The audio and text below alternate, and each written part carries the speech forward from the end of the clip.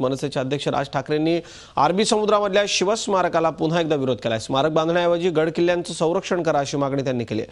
पुण्यात Giripremi mountaineering and guardian संस्थांच्या प्रथम वर्धापन दिनानिमित्त महाराष्ट्र भूषण बाबासाहेब पुरंदरे यांना जीवनगौरव पुरस्कार देऊन सन्मानित करण्यात आले। या कार्यक्रमात बोलताना राज ठाकरे यांनी हे वक्तव्य केलं। त्याचबरोबर बाबासाहेब पुरंदरेंवर टीका करणाऱ्यांवरती देखील त्यांनी तोंडसूक घेतलंय। माझी गिर्यारोहकांना विनंती आहे की महाराष्ट्रातले गडकिल्ले वाचवा। आपल्याकडे पटकन त्याच्यावरती झोपड्या चढतात, आपल्याकडे डोंगर पोखरायला लागतात।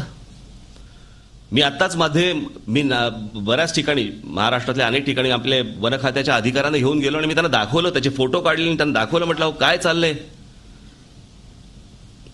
सगळे जे काही गडकिल्ले डोंगर आहेत ते सगळे पोखरायला लागलात तुम्ही। म्हटलं तुम्हाला मुंबईवरनं येतात त्या नवी मुंबईच्या समोरचे सगळे डोंगर जाऊन बघा एकदा, तुम्ही गुगलवरती बघा, सगळं सपाट करून टाकलंय।